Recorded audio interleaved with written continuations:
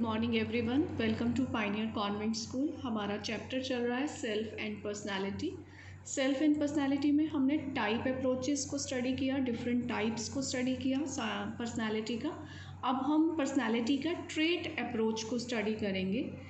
Trait approach ये कहता है कि हमारी पर्सनालिटी में कुछ बेसिक कंपोनेंट्स होते हैं, जैसे कि हमारी बॉडी का जो बेसिक बायोलॉजिकली जो बेसिक कंपोनेंट है वो है सेल, जिससे हमारी बॉडी बनती है। ऐसे ही जो हमारा बिहेवियर है, नेचर है, उसका भी एक बेसिक कंपोनेंट होता है जिसको हम बिल्डिंग ब्लॉक ऑफ पर्सनालिटी कहते हैं। तो जो हमारा बेसिक कंपोनेंट होता है, जो एक ट्रेट होता है, वो हमारी पर्सनालिटी के डिफरेंट डिफरेंट एस्पेक्ट्स को शो करता है। फॉर एग्ज़ाम्पल, कोई पर्सन लेस टॉकेटिव है तो हम उसकी एक ट्रेट से हम अपने आप बिल्डअप कर लेते हैं कि उसकी पर्सनालिटी ऐसी होगी। फॉर एग्ज़ाम्पल, कोई लेस टॉकेटिव है तो हम खुद से ही पर्सनालिटी उसका एज्यूम कर लेते हैं कि वो ज़रूर शाय होगा तभी वो कम बोलता है, या वो इंट्रोवर्ट होगा, मीन्स अपनी फीलिंग्स को शेयर नहीं कर सकता, नहीं करना चाहता, इसलिए वो कम बोलता है। वो अनसोशेबल है, उसे सोशलाइज करना अच्छा नहीं लगता, और क्योंकि वो लेस टॉकेटिव है तो फिर उसके फ्रेंड्स भी कम होंगे। तो एक बेसिक कंपोनेंट से, एक बिल्डिंग ब्लॉक से हमने उसकी पर्सनालिटी के बारे में इतनी चीज़ें खुद से मैनेज कर ली। इसी तरीके से अगर कोई पर्सन मोर टॉकेटिव है तो हम एज्यूम कर लेते हैं कि फिर तो ज़्यादा बोलता है तो इसके ज़्यादा फ्रेंड्स होंगे, ये बहुत ज़्यादा कॉन्फिडेंट होगा, शाय नहीं होगा और सोशल होगा, बहुत लोगों से फ्रेंडशिप करता होगा, आउट गोइंग होगा, इसे बाहर निकलना बहुत पसंद होगा। तो जब एक बेसिक कंपोनेंट आपकी पर्सनैलिटी को डिफ़ाइन करने लग जाता है, वो होती है trait approach. Now different psychologist ने डिफरेंट थ्योरीज दी हैं ट्रेट के बारे में। सबसे पहले अल्पर्ट्स की ट्रेट थ्योरीज है। अल्पर्ट कहता है कि जब लोगों ने खुद को, सेल्फ को या अदर्स को डिस्क्राइब करना होता है तो वो कुछ वर्ड्स को यूज़ करते हैं।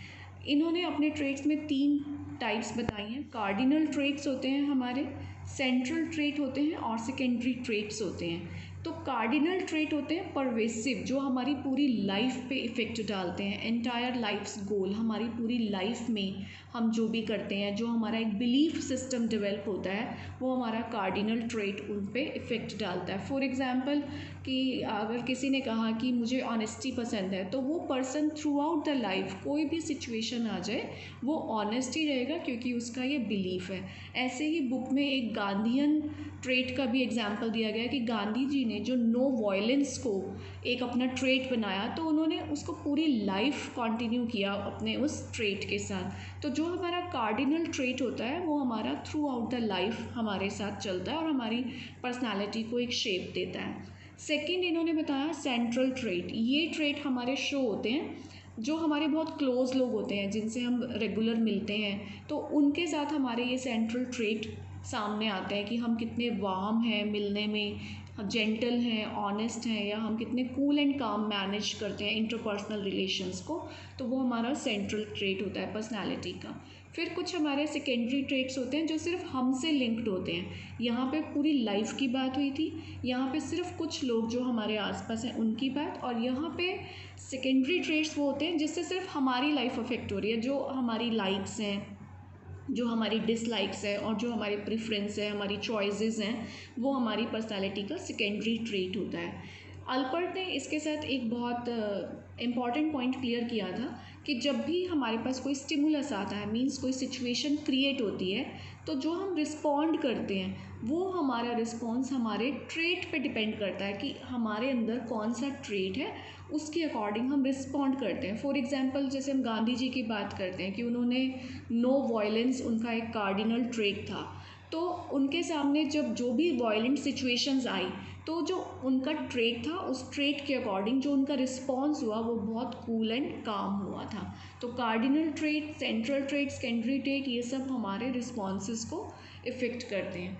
इसके बाद अल्पर्ट ने बोला कि जो हमारे ट्रेट्स होते हैं वो रिलेटिवली स्टेबल होते हैं, कंसिस्टेंट अक्रॉस द सिचुएशन। इन दोनों का एक ही मीनिंग है कि जो हमारे ट्रेट्स हैं वो जनरली स्टेबल होते हैं। अगर हम नॉन वायलेंट हैं तो वॉयलेंट सिचुएशन में भी हम एक बार अपना जो हमारा फर्स्ट रिस्पॉन्स होगा वो नॉन वॉयलेंट ही होगा। अगर हम ऑनेस्ट हैं और हमारे सामने कुछ किसी की मनी, किसी का पर्स, वॉलेट गिर गया है, क्योंकि हम ऑनेस्ट हैं तो हम उस सिचुएशन का बेनिफिट नहीं उठाएंगे और हम ऑनेस्ट ही रहेंगे। तो जो पर्सनालिटी का बेसिक ट्रेट होता है, जो बिल्डिंग ब्लॉक होता है, वो रिलेटिवली स्टेबल होता है, कंसिस्टेंट होता है। नेक्स्ट उन्होंने बोला अल्पर्ट ने कि जो स्ट्रेंथ है और कॉम्बिनेशंस हैं वो वेरी करती हैं अक्रॉस द इंडिविजुअल्स। मींस जो हमारे ट्रेट्स हैं, अब मान लो 2 पर्सन्स हैं ए और बी और दोनों ही लेस टॉकेटिव हैं, तो ये नहीं है कि जो बाकी के ट्रेट्स हैं वो भी सेम होंगे। हो सकता है कि ए लेस टॉकेटिव है, बी भी लेस टॉकेटिव है, लेकिन ए के कम फ्रेंड्स हैं और बी के बहुत ज़्यादा फ्रेंड्स भी हो सकते हैं। ए इंट्रोवर्ट हो सकता है लेकिन वो बी एक्सट्रोवर्ट भी हो सकता है। तो जो हमारा स्ट्रेंथ है कि हमारे जो ट्रेट्स हैं या जो कॉम्बिनेशन ऑफ ट्रेट है वो सबका अलग अलग हो सकता है। एक ही पर्सनैलिटी में 2 अलग अलग तरीके के कॉम्बिनेशंस हो सकते हैं। इसके बाद जो नेक्स्ट ट्रेट अप्रोच हमें थ्योरीज हैं, one is given by kettle.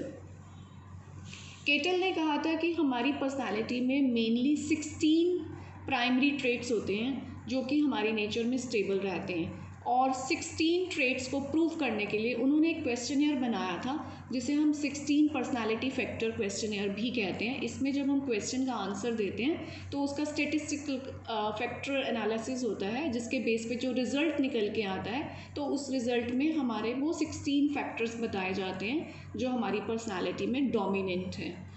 After that आइजेंक्स theory आई। आइजेंक्स ने पहले तो कहा कि 2 डायमेंशन बेस्ड थ्योरी दी उन्होंने, which was based on biology और जेनेटिक, कि हम इन बायोलॉजिकली जीन्स के थ्रू जो हमारी नेचर है उसी के बेस पे उन्होंने 2 डायमेंशंस दिए थे। बाद में उन्होंने इस 3rd डायमेंशन को डिस्क्राइब किया था। तो फर्स्ट डायमेंशन उन्होंने दिया neuroticism versus emotional stability. Neuroticism वो लोग होते हैं जो जिनका अपने इमोशंस पे कोई कंट्रोल नहीं होता, जो ओवर इम्पल्सिव होते हैं, जो मतलब बहुत ज़्यादा हैप्पी हो जाते हैं या बहुत ज़्यादा पैनिक हो जाते हैं, स्टेबल नहीं होता है इनका मूड, ये बहुत ज़्यादा मूडी काइंड ऑफ पीपल होते हैं। और इसके साथ उन्होंने सेकंड ट्रेट बताया इमोशनल स्टेबिलिटी। ये वो ट्रेट हैं जो लोग बड़े काम होते हैं, जिन पे ट्रस्ट किया जा सकता है, ये लोग बहुत सोच समझ के अपने डिसीजन लेते हैं और इम्पल्सिव नहीं होते हैं, स्टेबल होते हैं। नेक्स्ट उन्होंने जो सेकंड डायमेंशन बताया that was extraversion and introversion. Extraversion is the same, extrovert version की बात हमने पहले भी की थी। कुछ लोग एक्स्ट्रोवर्ट होते हैं, तो जो एक्स्ट्रोवर्ट होते हैं दोज आर वेरी एक्टिव, बहुत एक्टिव होते हैं, इम्पल्सिव भी होते हैं और ग्रिगेरियस होते हैं, मीन्स लोगों से मिलना, फ्रेंड्स बनाना इनको अच्छा लगता है। इंट्रोवर्जन वो ट्रेट होता है जो लोग बहुत कूल रहते हैं, शांत रहते हैं और बहुत रिजर्व होते हैं, सोशलाइज नहीं करते हैं, ज़्यादा लोगों से मिलना पसंद नहीं करते हैं।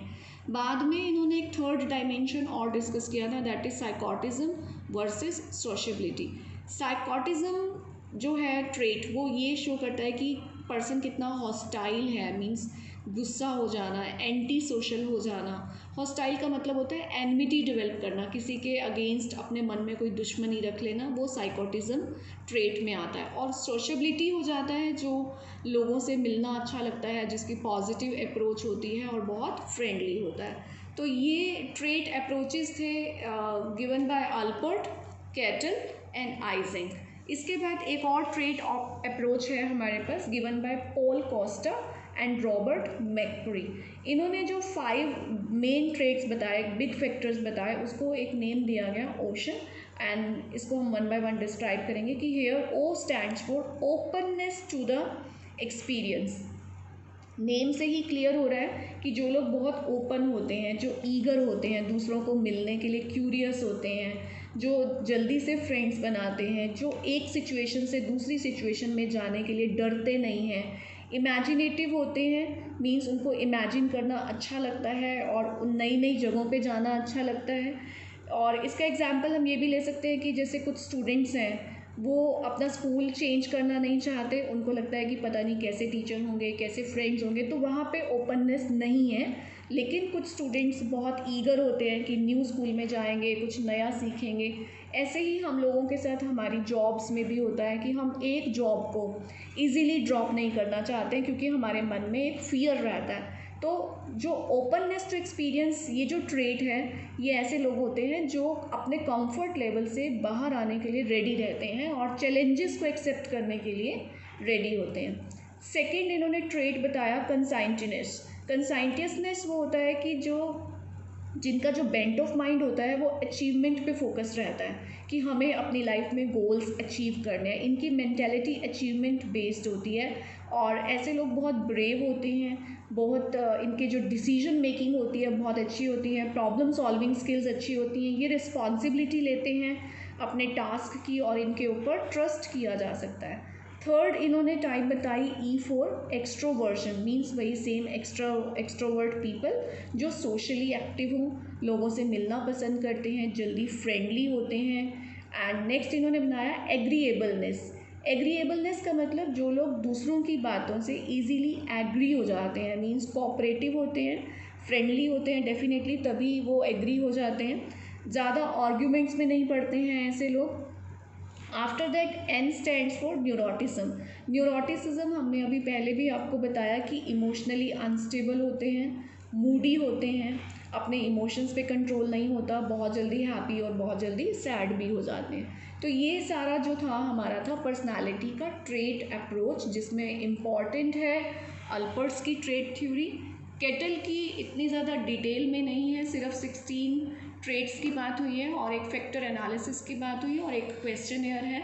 इसके बाद जो इम्पॉर्टेंट थ्योरी है जो जनरली एग्जाम में आ जाती है दैट इज़ आइजेंक्स थ्योरी और इनकी 3 डायमेंशंस बताई गई हैं। After that Paul Costa and Robert McCrae की थ्योरी है नेम्ड विद ओशन, और ये सारे उनके ट्रेड्स एंड फैक्टर्स जो हमने आपको स्टेप बाय स्टेप बताएं।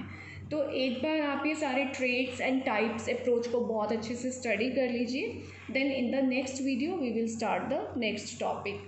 Okay students, have a good day.